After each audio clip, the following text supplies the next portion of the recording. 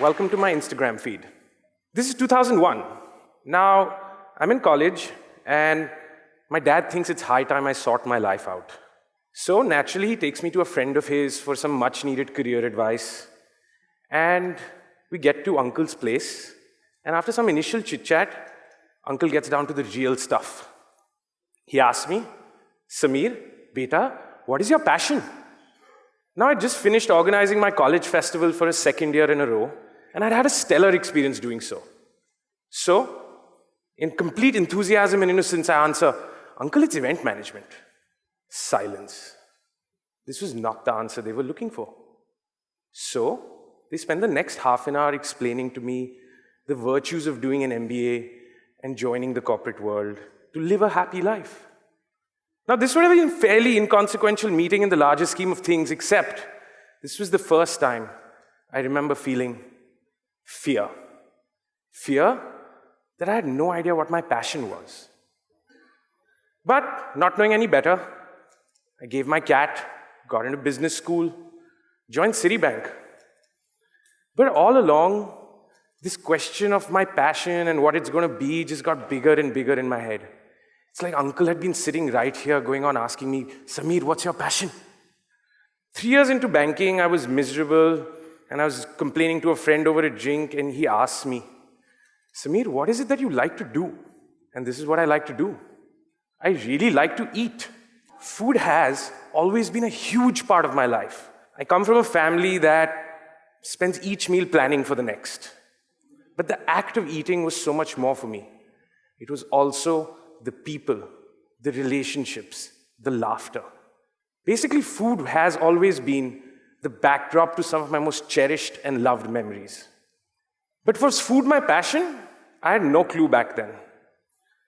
But this conversation kind of triggered this thought in my head that why can't I give what I like doing a shot rather than waiting around for what my passion is? And in 2007, I did just that. I joined the world of restaurants, and I've loved all things food and hospitality ever since. So fast forward a few years. I've worked in Delhi for a few years. I've gone to Cornell's hotel school, made my way to New York City. I've served a number of guests. I've opened 4 restaurants along the way, and I might have even learned how to open a bottle of champagne with a knife.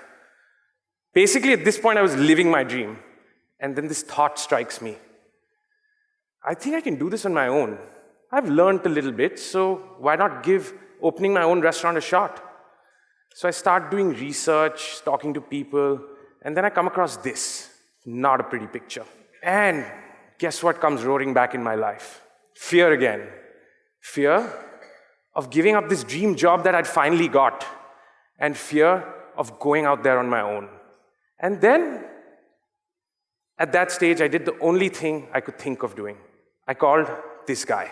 This is Yash. Yash and I were classmates at Cornell's hotel school, and we'd always joked about opening this restaurant together. But even though we were really close friends, we'd never really worked together. So why would I call Yash? Did I really want to risk a really close friendship over a business? For me, the answer was an overwhelming yes, because Yash was also someone who had worked his way up through the ranks in the business and loved the world of restaurants as much as I did. And not just that, in him I knew I had someone who would have my back no matter what. And I can safely say, in all the years that we've been together, facing every challenge that's come our way has been that much more fun and less fearful because we've been together. So now we're in 2013. We're opening this restaurant. It's going to be a big party, right? Well, to begin with, yes, and then we got down to the real stuff. We needed to set up a company, we needed to look for a space, we needed to find financing, and these lists just keep getting bigger and bigger and bigger. Not just that, there was so much the two of us wanted to do, and we really wanted to do it in a way that felt right to the two of us. And even though they were the two of us now, guess what came back? Fear again. Fear of have we taken on too much? Fear that will we even make it to this finish line where this dream restaurant of ours lie? So we started thinking, and we figured we needed one more person. Why? Well, for one, neither of us could cook. And two, we figured it couldn't hurt to have a famous face to market this restaurant. So we get This guy. No, not the guy with the suit, the other one. This is Chef Floyd Cardoz. He's a Bombay boy and had opened a restaurant called Tabla in 1998 in New York City and had pioneered Indian food in the US ever since. He was basically someone who dreamt and achieved something that I wanted to achieve someday. So with Floyd on our team, we had our first win.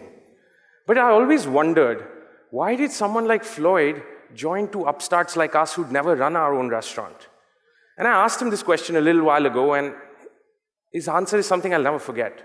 He said that in us, and the way we approached him, he saw a certain authenticity and enthusiasm that led him to trust us. And more importantly, and pardon my French here, we had the balls to ask the question. So, we're off.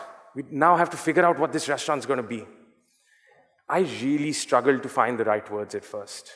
Yes, I wanted to create that restaurant which celebrated those memories and the feelings of nostalgia that my family table had had with me. But that was not going to be enough. It was Floyd who helped both of us find our first words. We wanted to open a restaurant that celebrated India. But this made sense only to us. I remember sitting with potential investors and telling them, when they asked us what kind of concept do we have, we are going to open a restaurant that has a social and cultural context to India that reimagines traditional Indian food for the current generation. And usually I'd get a blank look from them. They'd then ask us, what kind of food are you going to serve? I'd be like, it's going to be amazing. We're going to take this Gujarati thepla, we're going to take Goan pork, and we're going to serve it as a taco. Delicious, right? Well, they'd nod along, but you could make out they thought we were really crazy. So, we had passion on our side, but we were talking to people who didn't live in the world of restaurants like we did. So how were we going to convince them that we were onto something here? How were we going to get from there to there? When I look back now, it was a process. It was a process that involved so many more people than just the three of us. It involved designers and architects and contractors and lawyers, and these were some really talented individuals. It was these individuals that helped us get through our never-ending lists, and it was these individuals that allowed us to get over our fears. What the Bombay Canteen today is not the result of a single idea.